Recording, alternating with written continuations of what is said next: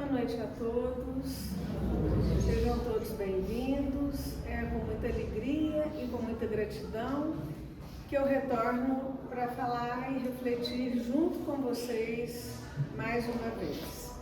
Este tema eu já trabalhei na reflexão dele no dia 4 de março, que foi uma quarta-feira, nesta casa.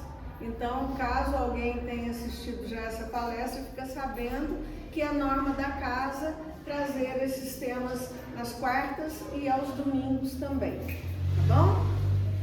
Então, gente, influências espirituais é um tema que está sempre presente em nossas vidas, especialmente a partir do momento que a gente entende, que a gente pratica a nossa religião, que é o Espiritismo. Assim sendo, a gente utilizou essas três obras principalmente para fazer esse estudo dessa noite. O Livro dos Espíritos, a obra básica, As Recordações da Mediunidade, que é um livro que foi escrito pela dona Ivone Pereira, uma médium importantíssima que residiu aqui em Lavras nas décadas de 50, 40, e ela traz ensinamentos muito interessantes, e o Livro dos Médiuns. Então, a gente vai tentar trazer de uma forma bem prática a forma como a gente entende e aceita que estamos vivendo no mundo dos espíritos. A primeira pergunta que eu tenho para fazer para vocês é essa aqui, ó.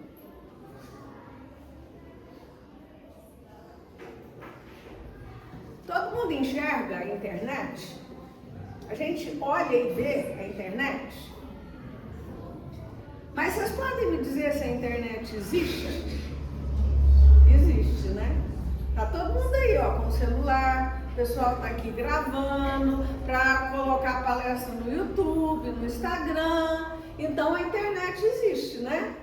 Como será que acontece isso? É uma coisa que a gente não consegue pegar. A gente não consegue pegar, a gente não consegue cheirar, a gente não consegue enxergar, mas ela existe. Existe um monte de interações que nos fazem entender que a internet existe. Ou seja, ela existe através de ondas eletromagnéticas que, através das suas frequências, vão propagando determinado tipo de sinal até chegar nos equipamentos que têm a capacidade de captar essas ondas e transformar som, imagem em alguma coisa que a gente possa entender que aquilo existe. Então aqui eu trouxe um gráficozinho, eu não vou ficar dando aula de física aqui, nem explicando, mas é só para a gente entender que, por exemplo, as ondas de rádio, elas têm uma frequência dentro da radiação não ionizante, que é uma frequência um pouco menor, ou seja, elas têm uma curva maior. Enquanto que os outros tipos de raio, por exemplo, se a gente precisar fazer uma radiografia com raio-x, certos tipos de exame que a gente se submete, as frequências já são maiores. Então, é só para a gente entender como que essa onda se propaga para a gente poder entender que a internet existe, e aí, dependendo da frequência, ela vai ser som, dependendo da frequência, ela vai ser luz, dependendo, ela vai ser cor, raio-x, raio-gama.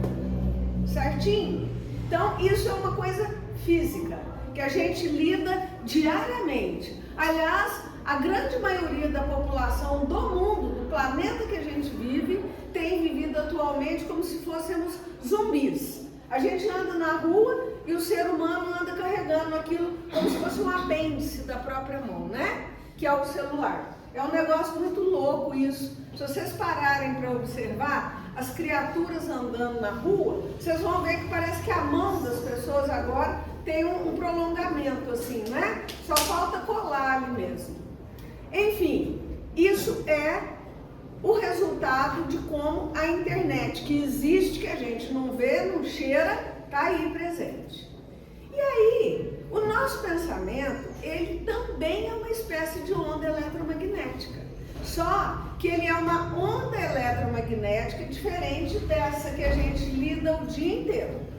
Por exemplo, a gente pode fazer uma ligação via WhatsApp para o Japão, para a Coreia, para a China, para a África, para qualquer lugar agora. Nós vamos enxergar a pessoa, nós vamos ouvir a voz da pessoa nitidamente, a gente só não vai sentir o cheiro, né? Mas a gente não vai conseguir apalpar ainda. Mas a gente consegue ver essa pessoa e conversar com ela. Imaginem então vocês o pensamento. O nosso pensamento, ele tem uma força tão grande, ele propaga de uma forma tão forte, tão rápida, numa velocidade tão grande, que a gente é incapaz de imaginar ainda. Mas existem muitos estudos da neurociência, da física quântica, que já estão chegando no caminho de comprovar como funciona o pensamento. Então, gente, na verdade, é importante a gente saber que todos vivemos interagindo. O tempo inteiro a gente está interagindo uns com os outros. Eu estou aqui conversando, falando, vocês estão me vendo, me ouvindo. Mas cada um de vocês e de mim estão emitindo ondas de pensamento. Vocês podem estar me ouvindo, mas pensando em outras coisas. E esta onda do pensamento que vocês propagam, ela chega até mim, assim como as minhas ondas chegam até vocês, e a gente vai se conectando, todos nós, como se fôssemos uma malha, como se fôssemos uma rede de pescaria, toda conectadinha. Eu não sei se todo mundo aqui assistiu aquele filme Avatar 1. Lá no filme Avatar, no primeiro filme Avatar, tem uma cena muito interessante, quando eles todos estão conectados, segurando nas raízes, entre eles, conectando com uma árvore, que era a árvore que eles falavam, a árvore da vida. E essa conexão é exatamente o que criava a sintonia entre eles, para eles se comunicarem de forma telepática. Então, nós chegaremos lá. Mas já existe hoje em dia uma sintonia muito grande entre as pessoas de maneira geral. Quantas vezes a gente não se depara com uma pessoa que de repente você telefona e ela fala: eu não acredito, eu estava pensando em você nesse momento. Ou a gente encontra e a pessoa fala uma coisa e a gente fala junto. Ou seja, nós já temos algumas pequenas mostras de uma forma um pouco grotesca de como a telepatia, a sintonia funciona. Então, gente, de onde sai tudo isso? Isso não sai só da física quântica, isso não sai só da minha cabeça, isso não sai só da neurociência e nem tampouco do espiritismo, do livro dos médiuns, do evangelho também sai. Lá nas cartas de Paulo aos Hebreus, por exemplo, a gente já tinha uma fala muito grande dele, interessante sobre esse assunto. Quando ele deixa bem claro que a gente está todo mundo envolvido por uma nuvem de testemunhas, que a todo instante estão vendo, percebendo e sentindo o que a gente faz. Então, o que ele quis dizer com essa tão grande nuvem de testemunhas? Aí ele sugere, na carta que ele escreveu aos Hebreus, que as pessoas deviam se desembaraçar de tudo que atrapalhava, de tudo que impedia a evolução deles. Por quê? Porque esse é o objetivo desde aquele tempo. Então, feita essa pequena introdução, onde a gente entendeu que a internet existe, onde a gente entendeu que nós estamos todos em sintonia com os nossos pensamentos, a gente chega para a segunda pergunta. Será que a gente acredita em espírito? Muita gente vai me falar: eu nunca vi. Tem um monte de gente que morreu e eu nunca vi um espírito na minha frente. Eu nunca vi um espírito. Eu nunca senti o cheiro. Será que eles existem? Aí vocês vão me responder: uai, será? Pois é, nós somos o quê? Nós somos espíritos, né, gente? Nós somos espíritos eternos, que viveremos eternamente criados à imagem e semelhança do nosso Criador. E nós simplesmente temos, abrigando o nosso espírito, uma veste carnal. E entre o espírito e o nosso corpo, nossa veste carnal, existe uma coisa para proteger um pouquinho mais, chamada perispírito. Então, na verdade, não tem jeito de a gente não acreditar no que a gente é, né? Eu acho muito interessante, quando eu estou lá na aula de yoga, existe, na última parte da yoga, uma parte que chama Yoga Nidra. Eles chamam a morte do yoga, ou seja, é aquela hora que a gente, depois que já fez aquele monte de estripulia, que são os asanas, que são as posturas, a gente vai descansar o corpo. Aí o meu professor, ele costuma dizer assim, imagina que você está lá no alto desse local aqui, e aí você vê o seu corpo lá embaixo. O seu corpo não é você, ele é o seu corpo. Eu não estou induzindo você a olhar o seu corpo. O seu corpo, então, é alguma coisa que não é você.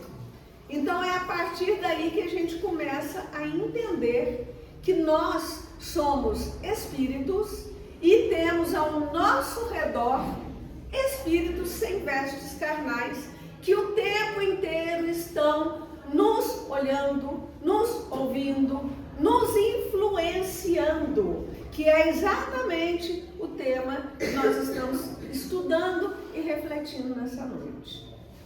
Então, lá no capítulo 9 do Livro dos Espíritos, das questões de 456 até 472, tem um monte de pergunta e resposta que esclarece tudo isso. Mas a 456 é uma que deixa a gente com frio na barriga. Porque a pergunta é essa aqui, ó. Veem os espíritos tudo que a gente faz? Podem ver, pois constantemente nos rodeiam. Cada um, porém, só vê aquilo que lhe dá atenção. Não se ocupam daquilo que lhes é indiferente. Então, gente, aqui que é o pulo do gato.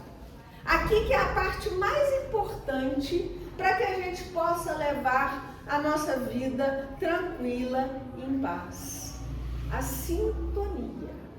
Já que eles estão o tempo inteiro do nosso lado, fazendo com que a gente tenha determinadas atitudes, A, B ou C, nos influenciando, cabe a nós, com o nosso livre-arbítrio, pensar se a gente deve ter determinadas atitudes. Por exemplo, aqui nessa figurinha, ali, eu não sei se dá para vocês lerem, mas o livro da moça está escrito Histórias Sombrias. Ou seja, ela deve estar lendo um livro de terror. Assim como tem muita gente que gosta de ver filme de terror, ver séries no Netflix de terror, coisas pesadas, que quando você começa a assistir, você está numa vibe. Quando você termina, você está com o coração batendo, você está cheia daquelas nuvenzinhas das histórias em quadrinhos, de pensamentos ruins te perturbando.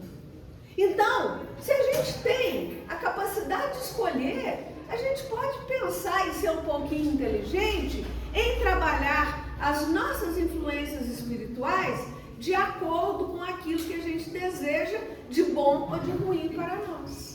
Porque elas estão aí o tempo inteiro. Lá na questão 459, por exemplo, a influência oculta dos espíritos em nossos pensamentos e atos, a pergunta do Kardec foi essa: eles influem nos nossos pensamentos e atos? Muito mais do que imaginamos. Eles nos influem a tal ponto que são eles que nos dirigem. Então, gente, o que seria melhor? Um espírito lá da história sombria nos dirigindo, nos trazendo pensamentos, ou aqueles lá do terceiro, quarto, quinto grau, lá do nosso lar, guiando os nossos passos e nos levando para lugares bons. Então, é muito importante a gente entender que nós temos em nossas mãos a faca e o queijo na mão quando a gente começa a analisar essa questão das influências espirituais.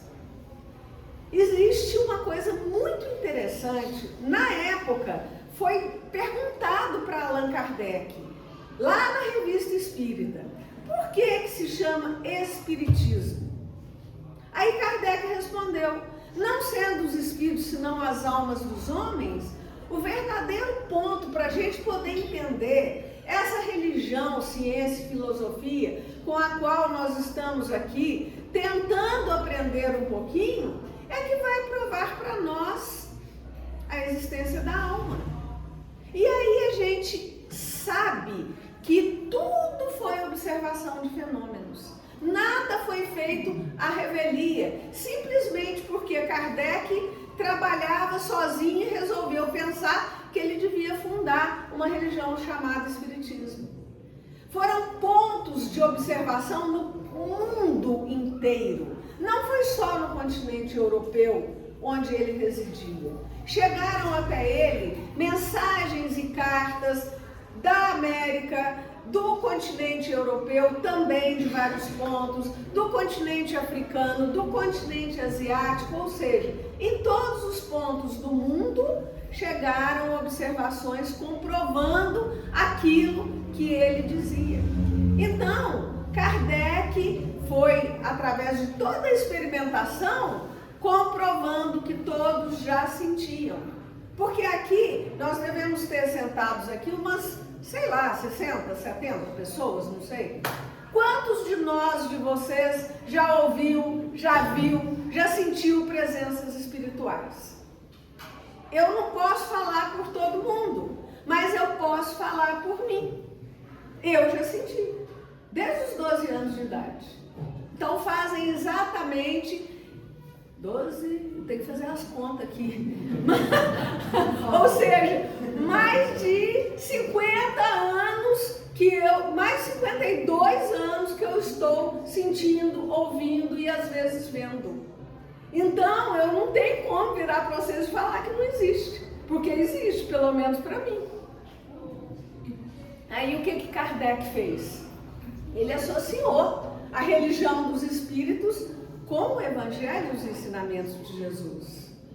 E aí é uma coisa muito interessante, por quê? Porque muitos amigos e colegas e pessoas com quem a gente convive, que não praticam a nossa religião, falam que o espiritismo mexe com coisas proibidas, que a gente não pode ficar mexendo com os espíritos. Está lá na Bíblia. O próprio Moisés, no Primeiro Testamento, no Velho Testamento, ele fala que proibiu a comunicação com os mortos. Aí, então, a pergunta que não quer calar. Tem jeito da gente proibir uma coisa que não existe? Não tem, né? Então existe. Se Moisés naquele tempo já proibiu, ele só podia proibir uma coisa que existia. Então, gente, a partir daí, lá no livro dos Médiuns, no capítulo 14, a gente tem a prova da influência dos espíritos com o Kardec descrevendo a presença num teatro que ele foi. Ele foi junto com uma pessoa que estava junto com ele, tentando trazer essa prova, e esse médium era vidente.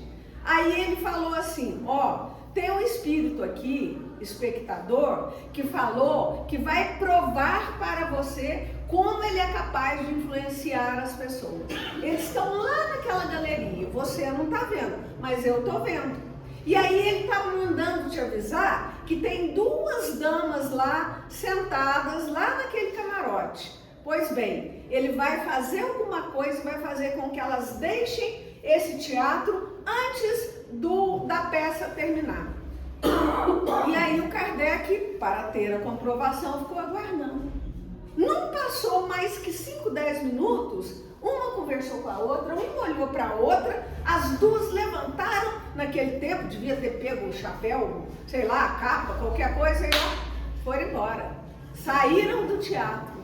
Aí o médium vidente virou para o Kardec e falou, ele mandou te perguntar se você agora acredita que ele tem como influenciar as pessoas. Ou seja, mais uma prova. Isso Kardec relata tanto no Livro dos Espíritos quanto na Revista Espírita. Então, gente, eles estão o tempo inteiro junto conosco, convivendo, e nós também convivendo com eles em várias faixas vibratórias. E assim como eles interferem em nossos comportamentos, muitas vezes nós também interferimos no comportamento deles. Porque a obsessão, os tipos de influências, eu não vou aqui fazer uma discorrência sobre tipos de obsessão e tudo isso, que isso aí existem nos estudos e nos livros, mas é importante a gente saber que a gente interage com eles automaticamente o tempo inteiro, dependendo da frequência que o nosso pensamento está. E aqueles que não são afins, por questões de escolha, de livre-arbítrio, de formas de agir, de hábitos alimentares que a gente tem, eles chegam até nós porque a gente atrai eles. Então, na verdade, a gente chega à conclusão de que nós somos todos espíritos, ou encarnado ou desencarnado, e estamos dentro dessa poderosa influência que é a sintonia. Todo mundo aqui sabe o que é sintonia, né, gente? Sintonia é isso aqui, ó. Antigamente era assim. Hoje em dia a gente pega o celular, clica no Wi-Fi, no Bluetooth, e vai lá no carro, vai lá em qualquer lugar, e aí a gente já está sintonizada. Aí eu trouxe essa tirinha aqui, ó, pra gente ver que interessante, ó. O moço fala assim: eu tô tão triste, tão sozinho. Aí chega um irmãozinho que está numa faixa vibratória mais baixa e fala: mas você está triste, está sozinho? Ao mesmo tempo chegam os outros irmãos que estão numa faixa vibratória melhor e falam: não, força, coragem. Então a escolha é nossa. Em qual faixa vibratória a gente vai ficar? Naquela do desânimo, naquela da tristeza, ou naquela faixa vibratória da gente se conectar com o que é bom e com o que é do bem? E aí essa tal dessa nuvem de testemunhas que Paulo falou lá na carta aos Hebreus, é exatamente estes espíritos que estão o tempo inteiro aqui interagindo conosco e aferindo os nossos pensamentos, como se fosse uma sinfonia, uma orquestra tocando. E aí tem aqui pessoas que tocam violoncelo, pessoas que tocam a parte da percussão, pessoas que tocam violinos. Qual vai ser a sua escolha?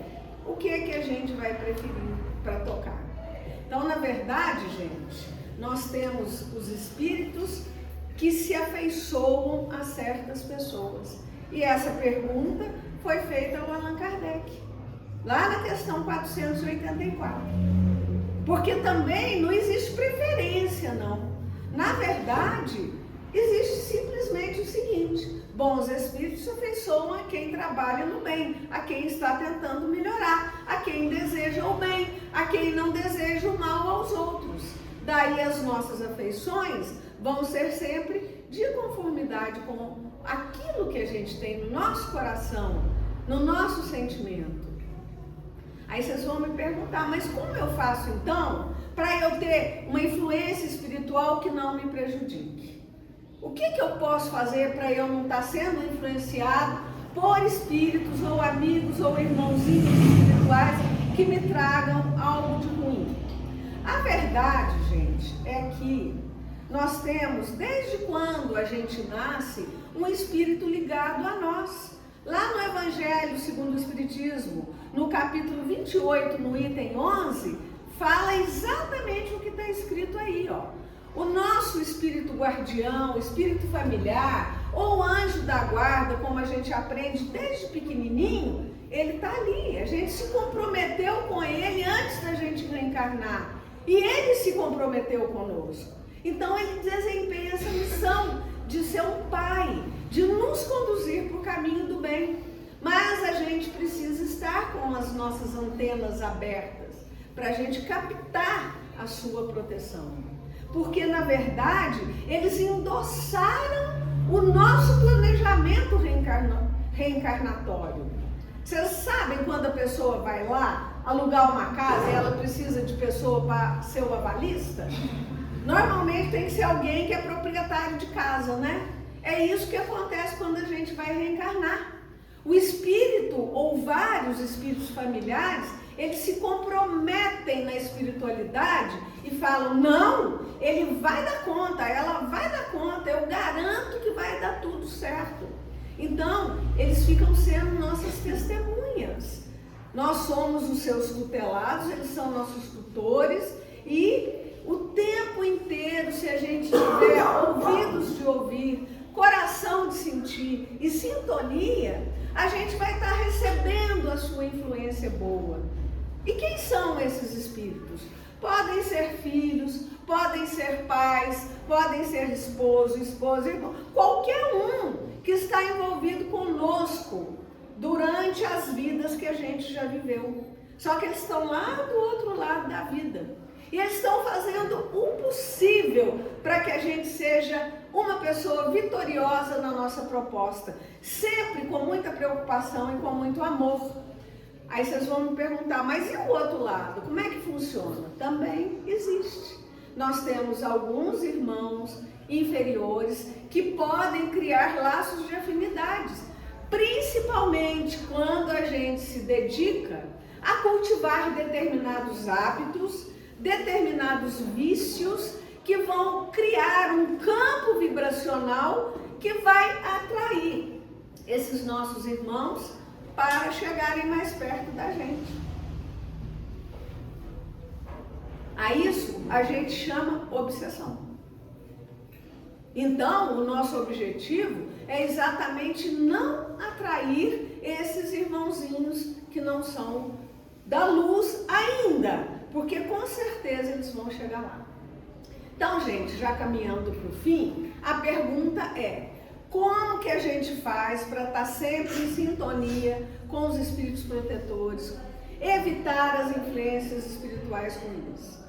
Primeira chave mestra para a gente seguir adiante é a prece. A prece é o nosso canalzinho, é o botãozinho aqui do celular que a gente vai apertar para a gente conseguir estabelecer o nosso canal de comunicação. É onde a gente vai ligar o nosso Wi-Fi na espiritualidade do bem. Aí não tem erro. Entrou na sintonia da prece, a gente começa a melhorar. Mas acontece, gente, que a fé sem obras é morta.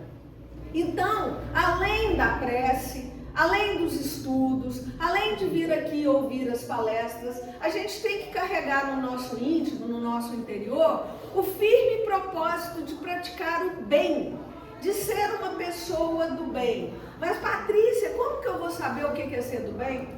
Não tem receita não, gente, porque cada um de vocês e de mim traz no seu DNA, em cada célula do seu corpo, do seu espírito, a constituição divina. Nós somos feitos à imagem e semelhança do nosso Criador.